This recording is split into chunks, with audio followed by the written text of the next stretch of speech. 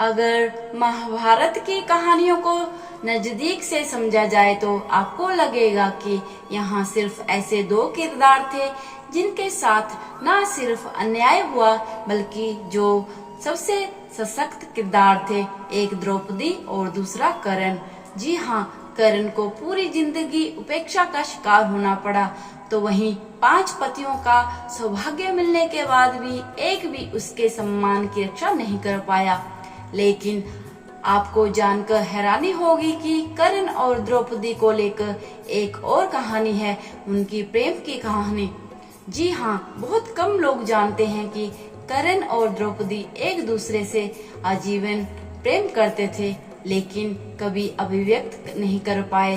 हालांकि इन दोनों ने एक दूसरे को महाभारत काल के 2 अध्याय में अपमान किया था, लेकिन द्रौपदी अपने पति अर्जुन से नहीं बल्कि महारथी कर्ण से शादी करना चाहती थी। लेकिन किस्मत में अर्जुन और उसके 4 भाइयों के साथ शादी करना लिखा हुआ था। आइए जानते हैं दानवीर कर्ण और पांचाली द्रौपदी की इस अनकही प्रेम कथा के बारे में। द्रौपदी एक ऐसा वर चाहती थी जो सर्वगुण संपन्न हो, जो एक कुशल योद्धा होने के साथ नैन अक्ष में अच्छा हो और हष्ट पुष्ट होने के साथ वो उसमें नैतिक गुण हो और वो बुद्धिमान भी हो। लेकिन ये सारी खूबियाँ सिर्फ एक ही योद्धा में मौजूद थी, महारथी कर्ण में। लेकिन महाभारत काल में दोनों की शादी नहीं होनी लिखी थी, इसीलिए द्रौपदी ने पांडवों से शादी की जिनमें अलग अलग ये गुण थे। युधिष्ठिर में नैतिक गुण था, भीम में शारीरिक तौर पर मजबूत होने का गुण, अर्जुन एक कुशल योद्धा थे, नकुल के नैनक्ष और सहदेव की बुद्धिमानी। पंचाल देश के राजा द्रुपद की पुत्री होने के कारण द्रौपदी से जुड़ी हुई कई विशेष बातें कई राज्यों में फैली हुई थी। उनकी सुंदरता, बुद्धि और विवेक को देखकर कई राजा द्रौपदी पर मोहित थे। लेकिन महारथी कर्ण को द्रौपदी का निडर स्वभाव बहुत पसंद था। द्रौपदी अपनी सखियों के साथ भ्रमण करने के लिए जाया करती थी। द्रौपदी को देखते ही कर्ण को उनसे प्रेम हो गया। द्रौपदी को भी कर्ण पसंद थे। जब द्रौपदी के स्वयंवर के लिए राजा द्रुपद ने द्रौपदी के कक्ष में दासी द्वारा महान योद्धाओं के चित्र भिजवाए थे, तो उनमें कर्ण का चित्र भी था। क्योंकि दुर्योधन का मित्र होने के कारण सभी कर्ण का सम्मान करने के साथ उन्हें राजसी परिवार के वंश की तरह मानते थे।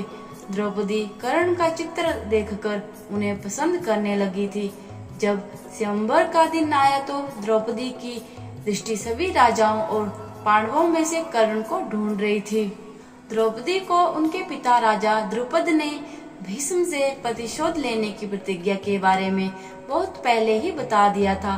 साथ ही द्रौपदी ये भी जान चुकी थी कि कर्ण एक सूत पुत्र है और अगर उसका विवाह कर्ण से होता है तो वो जीवन भर एक दास की पत्नी के रूप में पहचानी जाएगी। उसने सोचा कि कर्ण से विवाह करने के बाद अपने पिता की प्रतिज्ञा को पूरा करने में वो सहयोग नहीं कर पाएगी।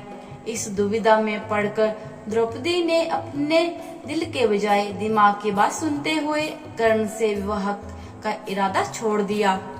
अपने आप से निराश हो चुकी द्रौपदी ने स्वयंवर में एक कठोर निर्णय लेते हुए कर्ण को सूत पुत्र कहकर अपमानित किया। द्रुपद पुत्री ने भरी सभा में कर्ण को कहा कि वो एक सूत पुत्र के साथ विवाह नहीं कर सकती है। इससे कर्ण को बहुत आघात पहुंचा कि द्रौपदी जैसी निडर और क्रांतिकारी सोच रखने वाली स्त्री उनका जाति के आधार पर इस तरह अपमान कैसे कर सकती है। स्वयंवर में द्रौपदी से अपमानित होने के बाद कर्ण के मन में द्रौपदी के लिए कड़वाहट भर चुकी थी। द्रौपदी से विवाह न होने के बाद कर्ण ने 2 विवाह किए थे। जब दुर्योधन ने दुशासन को द्रौपदी के वस्त्र हरण करके अपनी जंगा पर बिठाने का आदेश दिया था तो सभी खेल के नियम का बहाना बनाकर मौन थे। वहीं कर्ण भी स्वयंवर में अपने अपमान का प्रतिशोध लेने के लिए मौन रहे, लेकिन बाद में भगवान कृष्ण ने द्रौपदी को समझाया कि कर्ण के कटु वचन पांडवों की सोई हुई आत्मा को जगाने के लिए थे। युद्ध के दौरान अर्जुन ने शपथ ली थी कि या तो वह जयद्रथ को मार डालेगा या वह अग्नि समाधि लेगा। ये द्रोण की एक योजना थी ताकि वो जयद्रथ के साथ लड़ने में व्यस्त रहे ताकि वह युधिष्ठिर को पकड़ सके। वहीं भीम को युधिष्ठिर की रक्षा के लिए नियुक्त किया गया था। दुर्योधन ने कर्ण को भीम को वहां से हटाने के लिए ललकारने के लिए कहा था। हालांकि इस युद्ध में दोनों के अलग अलग तरह के शस्त्र में पारंगत थे, लेकिन किसी तरह कर्ण ने भीम को उलझा कर रखा। भीम को न मारने के पीछे कर्ण के पास दो कारण थे। एक, जो उसने अपनी माँ कुंती को वचन दिया था कि उनके 5 पुत्र जीवित रहेंगे। अगर कर्ण भीम को मार देता तो वह अर्जुन का वध नहीं कर पाता। दूसरा, अगर वो भीम को मार देता तो द्रौपदी अपना प्रतिशोध नहीं ले पाती, क्योंकि सिर्फ भीम ही था जो दुर्योधन की छाती को चीरकर उसके रक्त से द्रौपदी के बालों को स्नान करवाकर उसकी प्रतिज्ञा को पूरा करता। जब भीष्म पितामह मृत्युशैया पर मौत की प्रतीक्षा कर रहे थे, उस समय महारथी कर्ण भीष्म से मिलने के लिए पहुँचे। उन्होंने भीष्म को द्रौपदी से आजीवन प्रेम करने का रहस्य बताया। जब वो अपनी प्रेम कहानी से जुड़ी विभिन्न घटनाएं भीष्म को बता रहे थे तो ये बात द्रौपदी ने भी सुन ली। उस समय द्रौपदी को ज्ञात हुआ कि केवल वो ही नहीं बल्कि महारथी कर्ण भी उनसे बहुत प्रेम करते थे। बल्कि महारथी कर्ण भी उनसे बहुत प्रेम करते हैं। लेकिन महाभारत के युद्ध में अर्जुन द्वारा कर्ण का वध किए जाने के साथ ही ये अनकही प्रेम कहानी खत्म हो गई। मृत्यु के पश्चात जब द्रौपदी स्वर्ग पहुंची तो वहां सबसे पहले अंगराज कर्ण ने द्रौपदी का मुस्कुराते हुए स्वागत किया था। दोस्तों, आज की इस वीडियो में इतना ही।